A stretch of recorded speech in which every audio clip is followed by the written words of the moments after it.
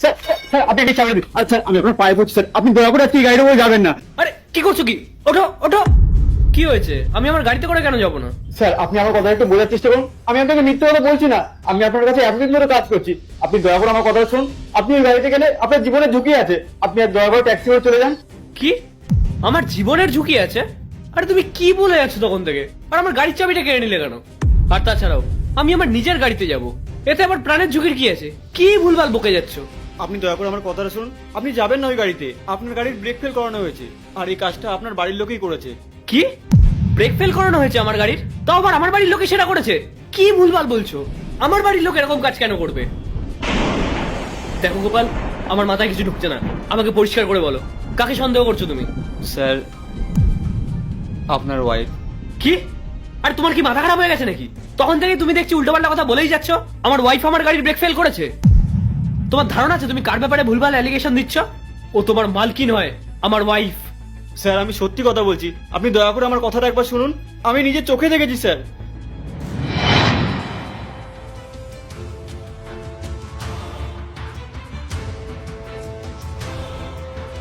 Madam, কাজ হয়ে গেছে। তুমি সবকিছু ঠিকঠাক করে চেক করে নিয়েছো তো? কোনো প্রবলেম হবে না তো? হ্যাঁ ম্যাডাম, সব চেক করে নিয়েছি। একবার গাড়িটা চলতে শুরু করলেই আর দাঁড়ানোর কোনো সিন নেই। আর একটা কথা কান খুলে শুনে রাখো, এই ব্যাপারে যেন কাকপক্ষিতেও টের না পায়। এই নাও ধরো। হ্যাঁ ম্যাডাম, আপনি চিন্তা করবেন না, এই ব্যাপারটা কেউ জানতে পারবে না। ঠিক আছে, তুমি এখন তাড়াতাড়ি যাও, আশেপাশে কেউ দেখে নিলে মুশকিল হয়ে যাবে। যাও। ঠিক আছে ম্যাডাম। স্যার আপনার যদি তাও বিশ্বাস না হয়, আপনি না হয় মালকিনের একবার পরীক্ষা নিয়ে দেখুন। আরে তুমি এখনো এখানে দাঁড়িয়ে রয়েছো, যাবে না? তোমার লেট হয়ে যাচ্ছে তো।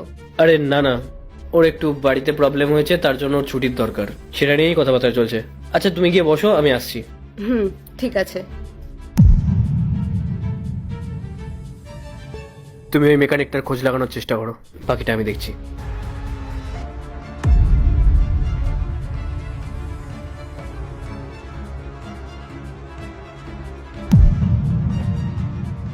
তোমার কি শরীর খারাপ লাগছে নাকি? কিন্তু একটু আগেই তো বেরোনোর সময় তোমার শরীর একদম ঠিকঠাক ছিল, আর এখন হঠাৎ করে তোমার শরীর খারাপ হয়ে গেল, কি হয়েছে? কেন, শরীর খারাপ কি হতে পারে না? আর তাছাড়াও শরীর খারাপ কি বলে কয়ে আসে নাকি? আর আজকে না, আমি মনে হচ্ছে তোমার সাথে যেতে পারবো না, তুমি একাই চলে যাও, তুমি কিছু মনে করো না। কি? তুমি যেতে পারবে না? আরে মেঘা, আমাদের দুজনেরই একসঙ্গে যাওয়ার কথা ছিল, আর এখন বলছো তুমি যেতে পারবে না?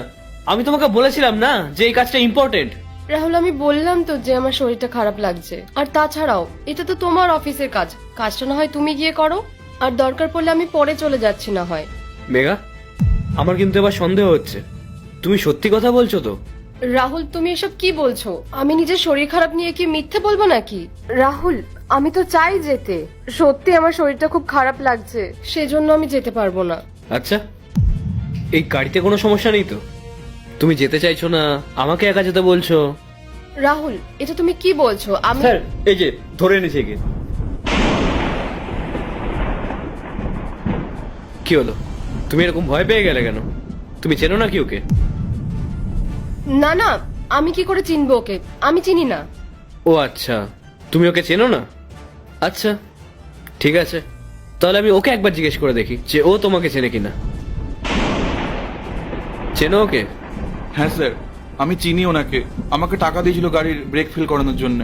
কি? রাহুল, ও মিথ্যা কথা বলছে। এই, তুই আমার নামে এসব মিথ্যা কথা বলছিস কেন? আমি এসব কিছুই করিনি। চুপ করো মেঘা, আর কত মিথ্যে কথা বলবে? আমি খুব ভালো করে জানি যে তুমি মিথ্যে কথা বলছো। কেন মিথ্যে কথা বলছো তুমি? তুমি যখন এই শরীর খারাপের মিথ্যে নাটক করছিলে না, আমি তখনই সব বুঝতে পেরে গেছিলাম। তুমি এই গাড়িতে যেতে চাইছিলে না, আর এখন চুপচাপ এখানে দাঁড়িয়ে থাকবে, আমি কথা বলবো ওর সাথে। আর তুমি, তোমার এই কাজটা করতে একবারও বাধলো না? তুমি কিছু না জেনে শুনে এই কাজটা করে ফেললে। তুমি কি একবার এটা ভাবোনি যে যে এই গাড়িটা চালাবে তার জীবনের কি হবে? তুমি শুধুমাত্র টাকার জন্য এই কাজটা করে নিলে। স্যার, স্যার দয়া করে আমাকে ক্ষমা করে দিন। আমি আপনাকে কথা দিচ্ছি, এরপর থেকে এরকম ভুল আর আমি কখনো করবো না। তুমি ক্ষমা চাইছো? ডাকবো পুলিশকে, তখন ওদের কাছ থেকে ক্ষমা চাও, দেখবো ওরা কি বলে। না স্যার, পুলিশকে ডাকবেন না, আমাকে দয়া করে ক্ষমা করে দিন স্যার। তোমাকেই বা কি বলবো আমি? যেখানে আমার নিজের ওয়াইফে আমার সাথে এরকম কাজটা করলো, সেখানে আমি তোমাকে কি বলবো? তুমি তো টাকার জন্য এই কাজটা করেছো। যাই হোক, তুমি একটা কথা কান খুলে শুনে রাখো, নেক্সট টাইম আমি যদি তোমাকে এই এলাকার আশেপাশেও দেখেছি না, আর যদি আমি দেখেছি তোমাকে এই সমস্ত কাজগুলো করতে, তাহলে দেখো তোমার কপালে খুব দুঃখ আছে।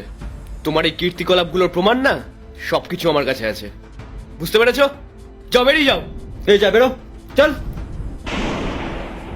মেঘা, এবার বলো, তুমি এখনো তোমার মিথ্যে কথাগুলোকে কন্টিনিউ করে যাবে?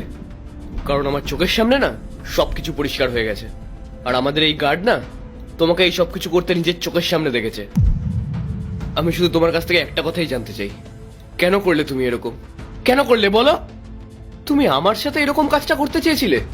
আরে কি করিনি আমি তোমার জন্য? সবকিছুই তো করেছি, সবভাবে তোমাকে খুশি রাখার চেষ্টা করেছি, সব সকাল্লাদ পূরণ করেছি।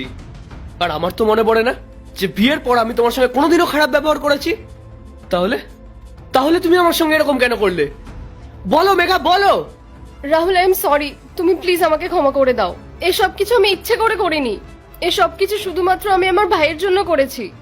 তুমি তো জানো যে ও ঠিক করে কোনো কাজবাজ করে না, ওর ফিউচারের জন্য আমার খুব টেনশন হয়, আর আমি বুঝতে পারছিলাম না যে আমি কি করতে পারি ওর জন্য।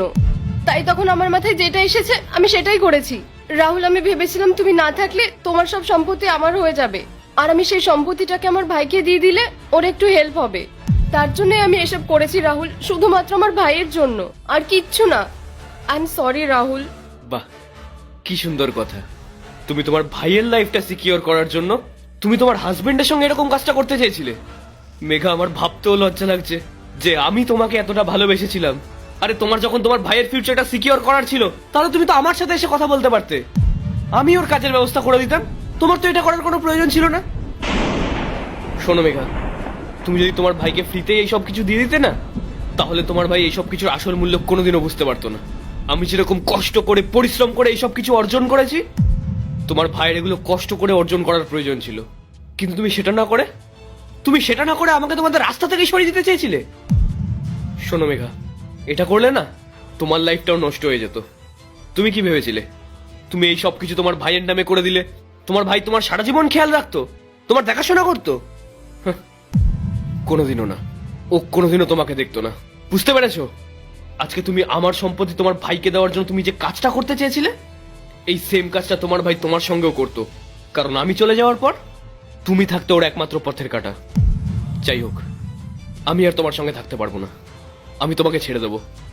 এবার তুমি দেখো তুমি কি করবে। তবে তুমি চিন্তা করো না, আমি পুলিশকে কিছু জানাবো না। তবে একটা কথা মাথায় রেখো, তোমার কর্মের ফল না একদিন তুমি ঠিক পাবে, কারণ উপরে ভগবান আছে, সে সব দেখছে। আমি আর তোমাকে সহ্য করতে পারছি না, তুমি এখনই আমার চোখের সামনে থেকে বেরিয়ে যাও। আর হ্যাঁ, কোনোদিনও তোমার এই মুখ আর আমাকে দেখাবে না।